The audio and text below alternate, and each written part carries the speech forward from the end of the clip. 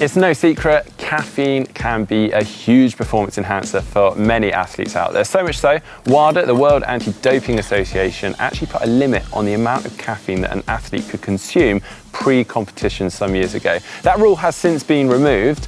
However, I know for sure that I get a big hit from caffeine. I just find an extra gear for training sessions and competitions having had caffeine. Plus, I just love the taste of it. But weirdly, I don't know why, but I decided to cut coffee and caffeine out of my diet 2 months ago. And yeah, I haven't had a drop of it since. But that's giving me an idea, because today I am having my first coffee and my first ounce of caffeine in 2 months. And I'm going to put it to the test to see if it really does have an effect in a time trial out on the road. Now, there's a lot of studies out there that suggest if you don't have caffeine day to day or a coffee, then your body doesn't have a chance to adapt to that. And well, when you do have coffee or caffeine, then you get a massive hit from it and a real performance enhancement.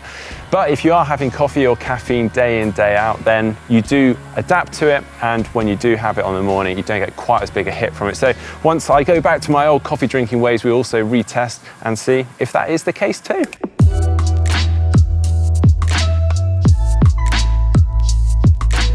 Okay, let's backtrack ever so slightly here, because what is all this fuss about caffeine? Well, technically speaking, caffeine is what we call a psychoactive stimulant. So when we take caffeine on board, whether that's through coffee, as I am right now, or some other means, it's our liver that metabolizes that caffeine. It's then absorbed through our small intestine and our stomach. And then within 30 to 45 minutes, we could be feeling its effects. Now, the most obvious of those effects, as I'm sure many of you out there have experienced before, is its stimulating effect, which is why so many of us use it as a bit of a pick-me-up. We enjoy our coffee in the morning just to get us going. But for athletes, there's a slightly more strategic use behind it. See, caffeine can really affect and stimulate our central nervous system, our heart, our muscles, and our centers that control our blood pressure, which can enhance our performance. Now, obviously, we all react differently to caffeine, so putting an exact number on that enhancement and improvement in performance is quite hard. But some studies out there suggest it can be somewhere around 12%. In fact, so much that between 1984 and 2004, it was considered such an improvement and enhancement, they actually put a ban on high concentrations of caffeine for some events, including Olympic events. Now, that rule was that anything over 12 micrograms of caffeine per milliliter of urine was considered illegal. Now, I do actually remember all of this back when I was a swimmer prior to triathlon. In all honesty though, I was so young at the time, it meant very little to me. I didn't drink coffee and I didn't really care much for caffeine.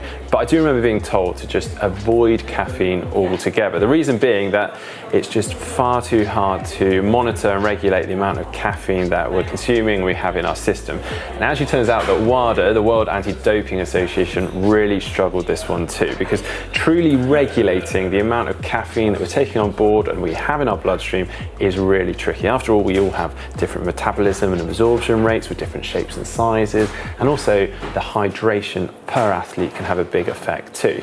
So this threshold that we're trying to set for caffeine could run the risk of actually penalizing athletes for normal caffeine consumption and caffeine consumption rates. So in 2004, this rule was dropped. So here we are, enjoying our coffee without a care in the world. And now that it's legal, it's actually allowed sports scientists to go into lots of detail and research to find better use for this stimulant for athlete performance. Now, research suggests that actually there's more benefits in athletes that don't regularly have caffeine or coffee and therefore aren't adapted to its effects, which is where we left off. So if we were to cut caffeine or coffee out of our diet for a sustained period of time, it's proven from this research that when we next have our caffeine or coffee, we'll really feel its benefits. So I've decided to use a 5K time trial on the bike to test the effects. I'm going to use our regular drag strip just outside of Bath and conveniently just seconds away from the coffee shop. Okay, so first coffee in 2 months coming up. Brewed pretty heavily as well. Oh God. It's a flattish route. Well, it's actually got an ever so slight downward gradient, so expect some fast times. It's only a slight gradient though, so it's still full gas all the way, tuck down in the aero bars and let the legs do the talking. All right, here we go. 3, 2, 1. Here we go.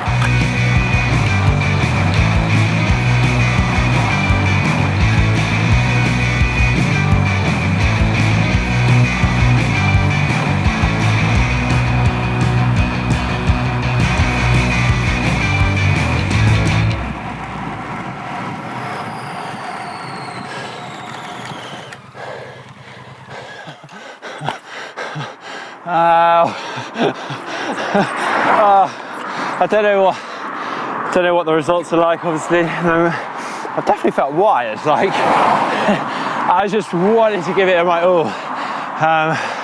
Putting all sorts of faces, which I'm not sure I would have been putting had I not had caffeine, but hey, that was interesting.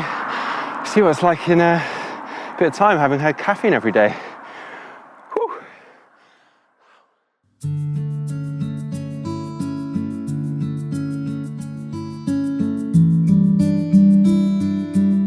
Well, I'm back another couple of months on and back to my old coffee drinking ways, well and truly back into the swing of having my cup of joe in the morning, if not followed by a few more. And we're actually back here on a remarkably similar day, very warm by British standards and very still. So will my body have adapted to the caffeine? Will I still get the same hit from this cup of coffee as I did 2 months ago? Time to find out.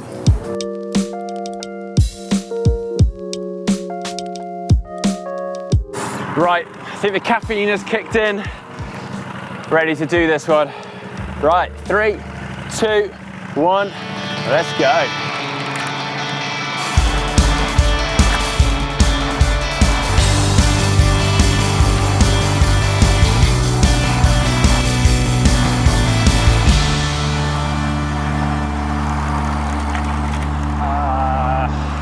I can't say that was any easier than the last one. Oh my god, my legs are throbbing so bad. Right, I think it's probably time for me to go away, collect myself, and we'll come back with some of the numbers and times because I'm not ready right now.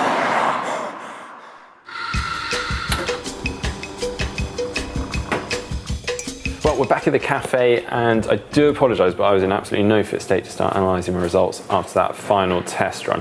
But it has given me a bit of time to reflect on those results, how I felt and what it all meant. Now, obviously, I was just one case study. This is all kind of a bit of fun. It's all a little bit rough and ready, but I do think you'll find the results quite interesting. So for the first run, having had my first coffee in very long time, I posted a time of 5 minutes and 20 seconds with an average power of 392 watts. And I tell you what, that one hurt a heck of a lot. I turned myself inside out for that. And then 2 months later, having had coffee regularly, I'd had at least one every day, I hit up the same time trial and I posted a time of 5 minutes and 26 seconds with an average power of 386 watts. So slightly slower and also slightly lower on the watts.